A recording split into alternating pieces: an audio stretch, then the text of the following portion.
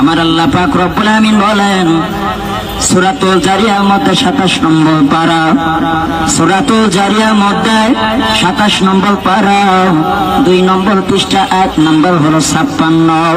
আমার আল্লাহ পাক বলেন ওমা খলাকাতুল জিন্না ওয়াল ইনসা ইল্লা লিয়াবুদুন। আল্লাহ পাক রব্বুল আমিন বলেন আমি জিন এবং মানুষকে বানাইলাম একমাত্র আমার গোলামি করার জন্য, একমাত্র আমার ইবাদত করার জন্য।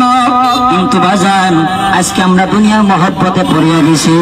কেউ বা টাকার পাগল, কেউ বা গাড়ির পাগল, কেউ বা নারীর পাগল, কেউ বা বাজান গো ও ভাই গো, কয়দিন আর দুনিয়ায় বাঁচবা, যখন কবরে যাবা ওই কবরের সাথী নাই, ওই কবরে বাতি নাই, ওই কবরে একা একা কেমনে থাকবো। এই জন্য আমার বাজানদেরকে বলবো ও মা, তোমরা যারা বাড়িতে যাইতেছ, তোমরা যাওয়া আসার পথে অন্ধ এতিমকে একটু দান করে যাও। ও মা, আমি তো আপনাদের সন্তান, কারো বা ভাই, কারো বা সন্তান, ও বাজান গো, এই জন্য তোমাদেরকে 2টা পায়ে দিয়ে বলে যাও বাজান, আজকে গুনাহ করতে করতে অন্তরটাকে কালো বানা ফেলাইছ।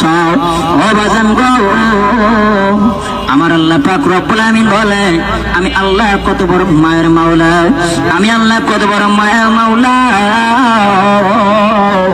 আমার আল্লাহ পাক রব্বুল আমিন বলেন কেউ যদি আমার দরবারে তওবা আমাকে তওবা করতে পারো, তওবা আমাকে তওবা করতে পারো, আমার আল্লাহ পাক রব্বুল আলামিন তোমার তওবা পছন্দ করবে, কবুল করিয়া নিবে। ও আমার যুবক বাবারা, এক বুড়া গুনাহ করতে করতে পাহাড় পরিমাণ গুনাহ করিয়া ফেলাইল, মৃত্যুর কথা স্মরণ আসলো। তারপরে বাজান মৃত্যুর কথা যখন স্মরণ আইসা গেল, বাজান আল্লাহর দরবারে কান্না করে আল্লাহ ওই অন্ধকার কবরে কে নিয়ে যাব,